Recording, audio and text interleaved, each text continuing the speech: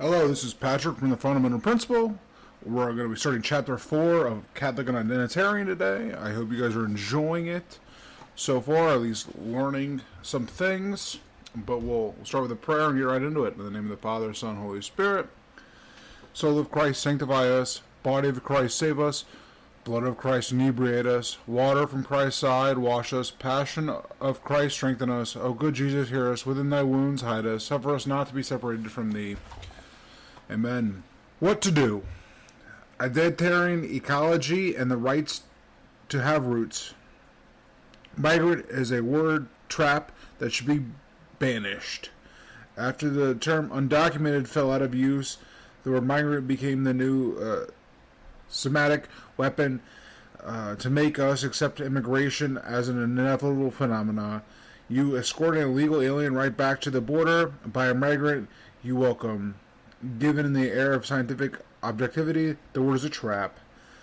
So now there is a right to immigrate, which is a right to sex change or an abortion.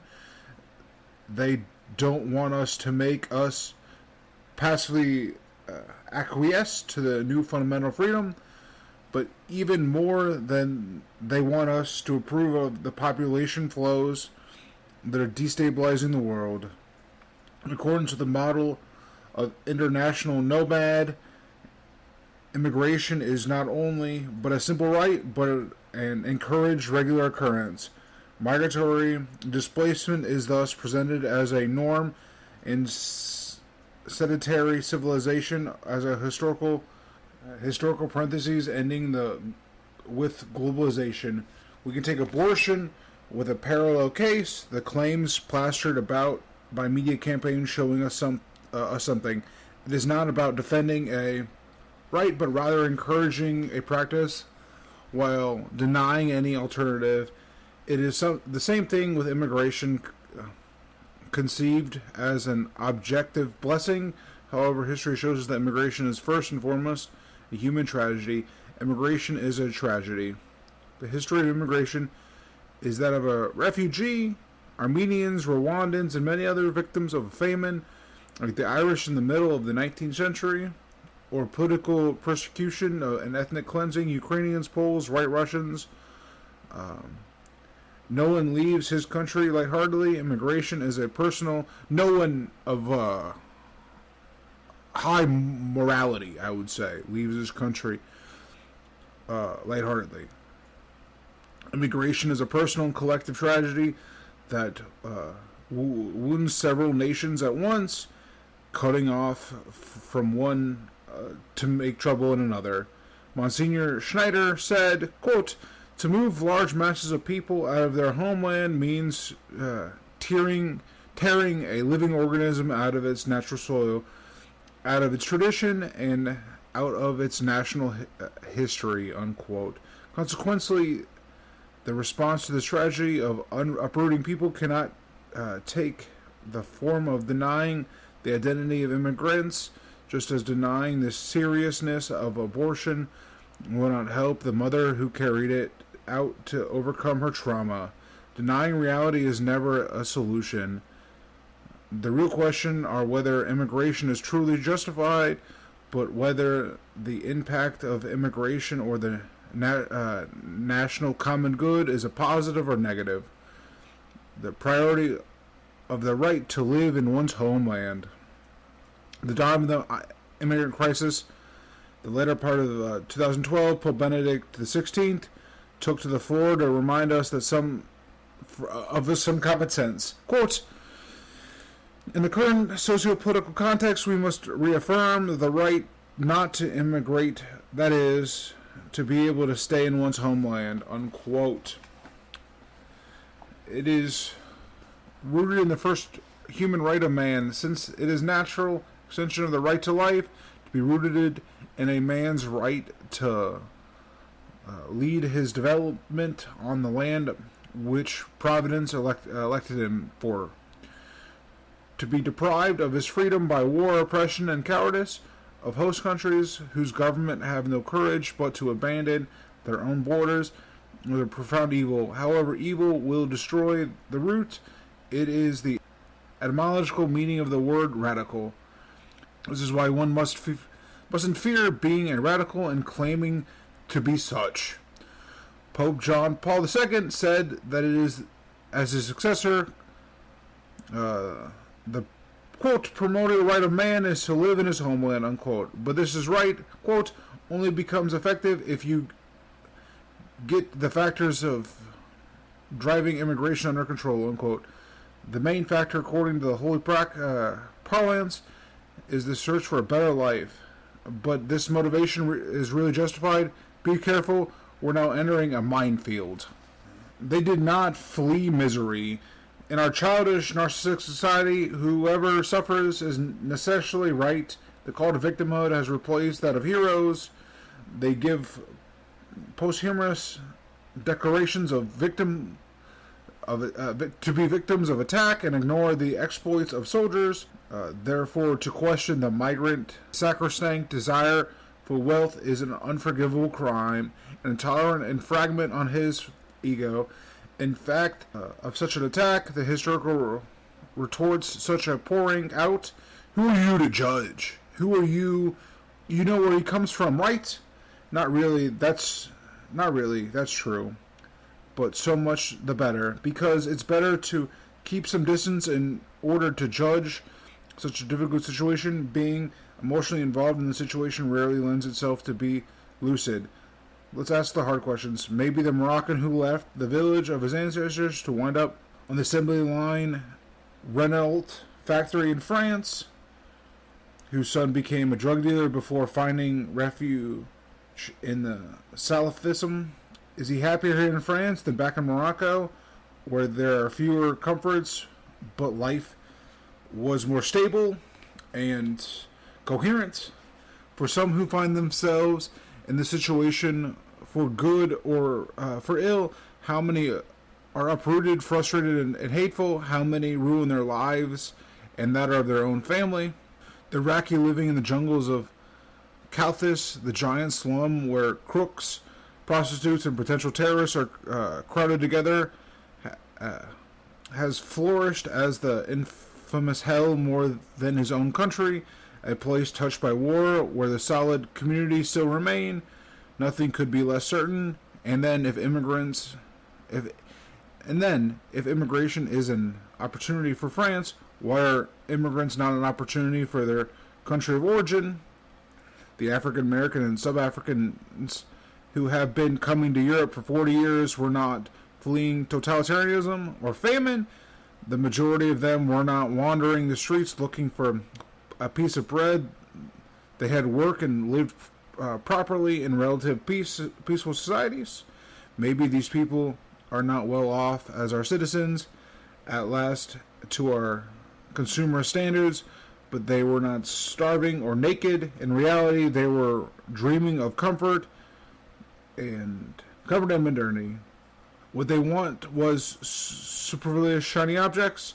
In summary, they were poor but not destitute. The European man, sedated with artificial pleasures and low-cost luxuries, has forgotten the timeless distinction. Against misery, long live poverty. According to Pope Francis, quote, the misery is poverty, and without confidence, without solidarity, and without hope. You can be materially rich, live in a moral or even spiritual misery, and making yourself a slave to vice and sin. Jean Bessire, a persecutor of Christian ecology, defines misery as a lack of goods that are indispensable for life. Poverty expresses the mastery over these goods and over what one expects from them. Therefore, poverty is exactly opposite of misery. Misery oppresses and poverty liberates.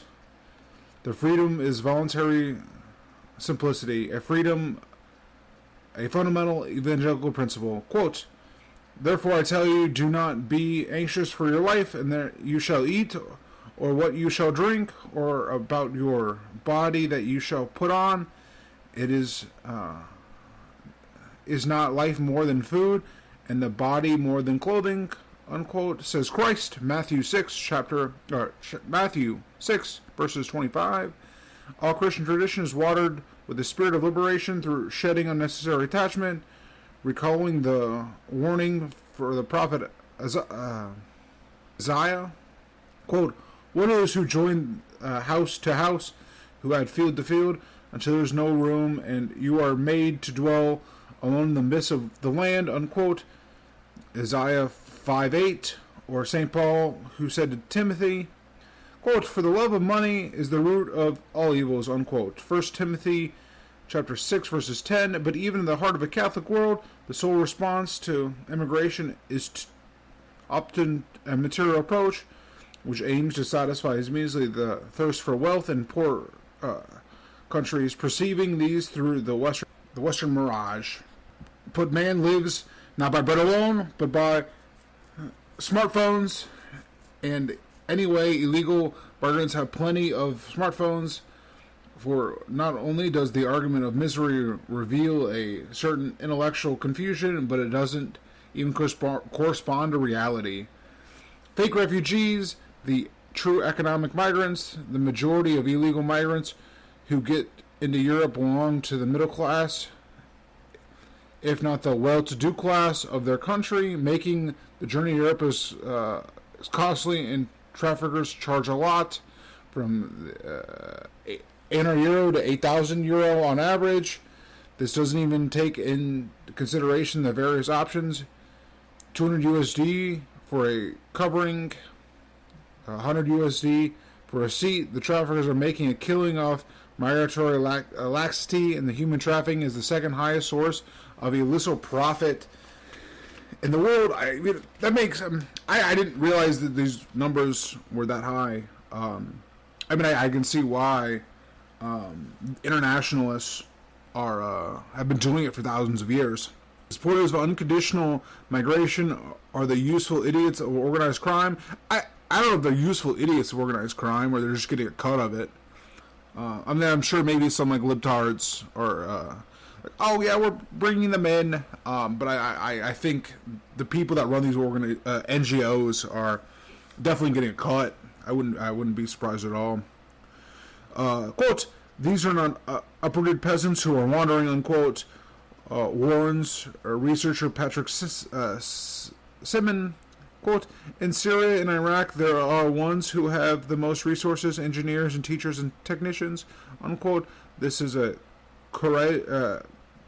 corroborated by a man on the ground, Mark Formage, director of aid to the Church of Distress, a Papal initiative active in 145 countries. Quote, "Among migrants, most are fleeing poverty or trying their luck in the European El Dorado," unquote. The UN itself says that fewer than 3% of migrants have crossed the Mediterranean in 2016 were true refugees, and predictably some of them return to their country, like an Iraqi who admitted to having taken advantage of the crisis in the Middle East to go to Europe, disappointed by the lack of actual opportunities or the food is in the welcoming centers. He still prefers Iraq, where official says, quote, "I am not in danger," unquote. Even Syrians consider going back home, like the invaders, by liberation. Quote, "People think that when you get to Europe, it's going to be great. Even under the bombings in Syria, it was better," unquote. That says a lot. That the people here are extremely despicable.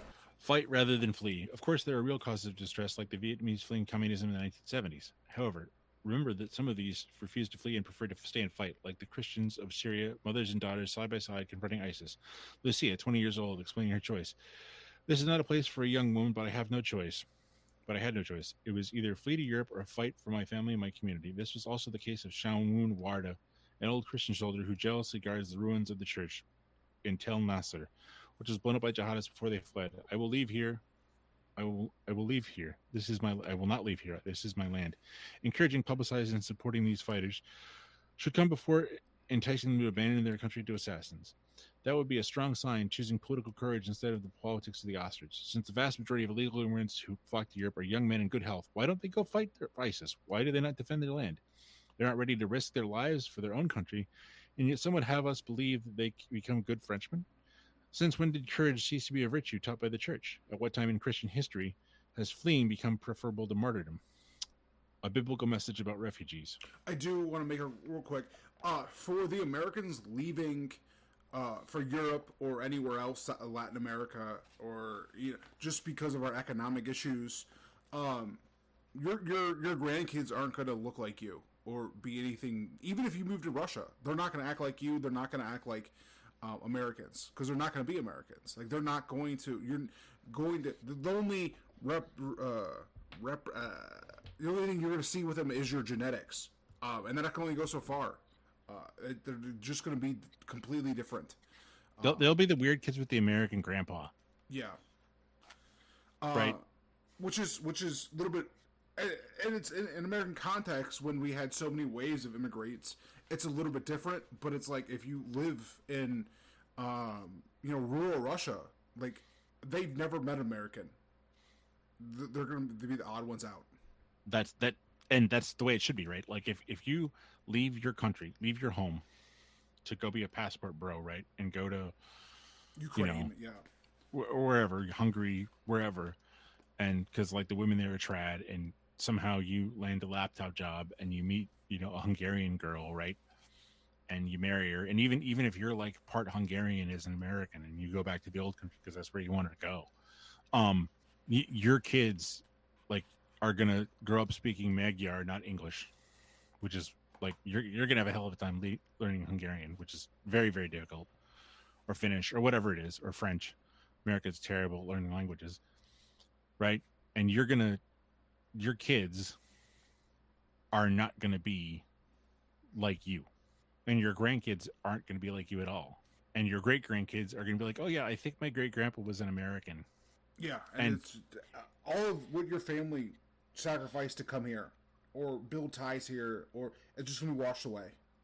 Yeah, and to the book's point, right? Like, and the Holy Father Leo just talked about this. Like, why are all these people leaving their homes? The Boer refugees that we're recording this in, May 18th, 2025, right? The Boer refugees just came to America. Like 60 of them, which, God be praised, that's not enough. There needs to be tens of thousands of those that are in danger or in poverty or whatever, right? They came here with, like, everything on their backs, like everything they own in a few suitcases, with their whole families, and like dads who were obviously like tired and worried, and moms who were, holding it together for the kids, just grateful to be here. Why are all these single young men showing up in our countries, like, that are healthy and in good shape? Why is this a thing? Where are their wives? If they're really refugees, right? Where are the women and kids? Yeah. Where are the old folks?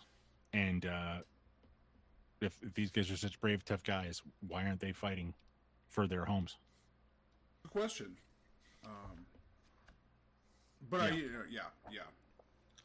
So, to justify the biblical message about refugees, to justify the laxity on migration, some take Jewish history as a model, invoking the Old Testament and the suffering of the Hebrews in exile, or the flight of the Holy Family into Egypt. They derive an argument from this to defend the virtue of hospitality in all circumstances. This cheap exegesis is done in bad faith. It forgets the Hebrews then returned home and did not lose sight of a land they had been promised to them, despite the reluctance of many. Genesis says, quote, on the day of the Lord made on the day the Lord made a covenant with Abram, saying, to your descendants I give this land from the river of Egypt to the great river, the river Euphrates. Genesis 15:18. Seeing the beauty of the lands of the Nile in the spring, Moses said, brothers, let us remake our life here in the shade of the palm tree. Certainly your chains are heavy, but what glory is there in being born here or there? Israel is behind us, and humanity is the same wherever you go. We are the ones who built Egypt. There is no such thing as an Egyptian race. The nations are hotels, and we are all the children of diversity. Of course, the whole Old Testament is marked by this nostalgia for the promised land. That land, quote, that land which flows with milk and honey, unquote. As for the flight of the Holy Family into Egypt, it concludes with their return to Israel after the angel of the Lord appeared to St. Joseph, quote, rise, take the child and his mother and go to the land of Israel, for those who sought the child's life are dead, unquote. In the Bible, hospitality is only temporary. It is a lesser evil to endure while awaiting the return home, the one and only way out of a crisis for the Hebrew people. And also, like, the Holy Family went from the Roman province of Judea to the Roman province of Egyptus. It's no different than the people who left New York to for Florida because the COVID rules were better. Yeah. I mean, not to just like the not holy to innocent, throw right? Shade towards our Florida listeners, right? Or and obviously there was Herod was demonically inspired, and the holy innocents were the first martyrs, and obviously the stakes were much more serious. But in terms of legality speaking, right, and there it was very difficult for the Holy Family, and they were poor, and but this notion that somehow the Holy Family were these refugees who were just seeking a better, they're the same thing as these economic migrants who come to white countries seeking free stuff. There was no welfare in those days. There was no public services. There was no free hotels. There was no anything like that. So it's cheap and disgusting to compare what the Holy Family went through to these modern entitled non-whites who come to white countries. It's ridiculous. No charity without truth. Devoid of truth, love turns into sentimentalism. Pope Benedict XVI reminds us that, quote, like an empty shell that risks being arbitrarily filled, unquote, by any false generosity. This perverted charity is, first of all, laziness and abandonment of the yields to any claim because of a pathological fear of conflict, an illness of the demasculinized European man who can no longer say yes or no. He keeps quiet and doesn't get involved. It is the politics of the rat who plays dead at floating in the water. This has nothing to do with authentic charity, which is an active virtue, the implemented of a firm and unbending willingness to be guided by the truth. The exercise of charity is to act for the good of another in view of the uncommon good, in defiance of one's own personal willingness. If peace is at stake, if peace is at stake, the Church has acted this way with people throughout all her history, wielding the carrot and the stick for good of all, like a mother. True freedom is guided by goodness. We poorly understand the way seeing things because we have lost the true meaning of the things, beginning with the notion of freedom, which has been completely perverted by the modern selfishness. Authentic freedom is not the right to surrender one's desire in the name of moral relativism. My body, my choice. Imagine a motorist preferring to drive in the ravine because that's more exciting than staying on the road, or an illegal immigrant claiming the imaginary right to eat something other than pasta. That actually happens as welcome citizens in Italy. Despite the influence of liberal thinking, which advocates for the freedom to do as we wish, as long as we do not infringe on our neighbor's freedom, our European societies continue to implicitly recognize values higher than individual liberty. For example, people attempting suicide will find firefighters and policemen attempting to stop them from jumping off the roof of a building, because society is not a business transaction any more than it is a simple registration box for individual morals. It is a living body with a head to guide the whole towards an objective good. That is why the freedom of legal agreement cannot be, quote, a right of greater importance than a nation's interest, for a nation too is composed of human beings who have a right to life, a right that is worthless without security, that is to say, without borders. True freedom leads towards the good, which in turn renders more freedom to the degree that it is sought out.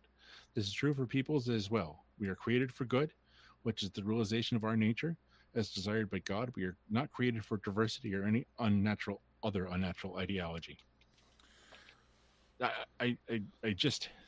This is that last section is a pretty good distillation of liberalism cannot admit that there's such thing as the common good, and that such a thing exists outside of individuals or what they want. And then the goal of politics is to promote the common good without destroying individuals to the greatest extent possible. Occasionally it's necessary to go to war, and individual men are going to die, and they're going to surrender their liberty for that war. But sometimes that war might be necessary, right? But the common good demands that war.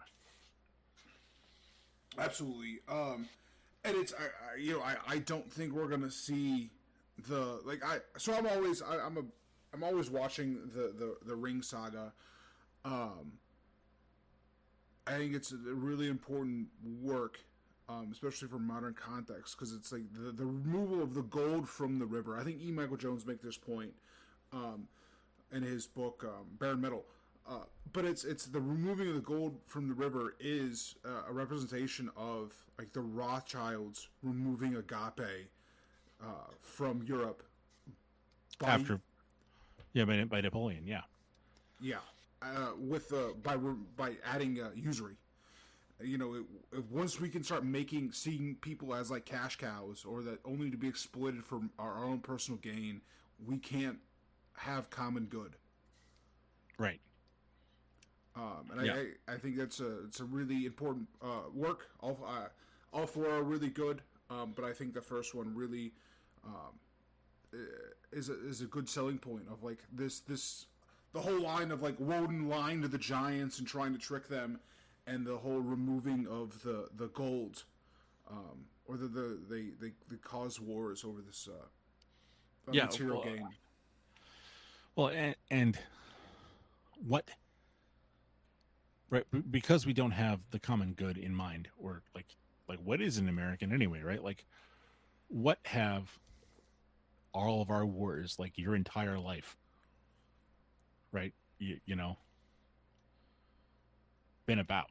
Like, were they about the common good? No, they were all like for Israel, right? Like, or just against Slavs. I mean, because you're a '90s kid.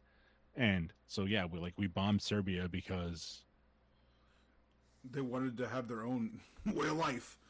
Right. Yeah. Because they weren't liberal, and we bombed. No gays. Right. We bombed Iraq because, they were a problem for Israel, and we bombed, Afghanistan. Like, we just bombed we killed a bunch of Muslims because they stood in the way of Israel. Like, what common good was reached there? Like, I'll never forget it. One of the first things that like made me end up here was a bunch of Middle Eastern Christians in Texas, like real genuine Middle Eastern Christians, Chaldeans and Maronites and people in communion and out of communion with the Catholic Church, like went to Ted Cruz and were like, "You're killing our families." And he just said, "Well, folks, if you can't stand with Israel, I can't stand with you." And I was like, what the hell? Literally, like, what the hell? Like, this is from the pit. Like, these people wanted to be, they were under persecution by the Muslims. Like, if you were a real, like, this was back in the Tea Party days. Like, if, you were really this, like, Christian constitutionalist who believed in spreading Christianity, or like all the worst things that the people said about him in the Tea Party days. Like, if you really were all those things, right? Christian take over America, you'd be like, hell yeah, we're gonna send you back to Iraq with Bibles and M16s, right? and Apache helicopters. Like, you're gonna defend your Bible with your M16 and your A10, right?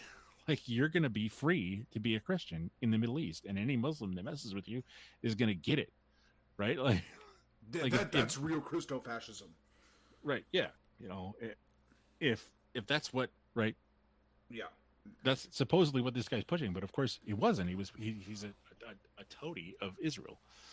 I don't know why, but I mean, I could speculate, but I don't know particularly why. So I mean, that really kind of stands out. It's like that's why people like Massey, Senator Massey, are so important. Congressman, but yeah, Congressman Massey. Apologies. People are willing to tell the truth, regardless of what happens to them. Yeah, and that's why this book is so important, because like all of the leftist arguments are just not true.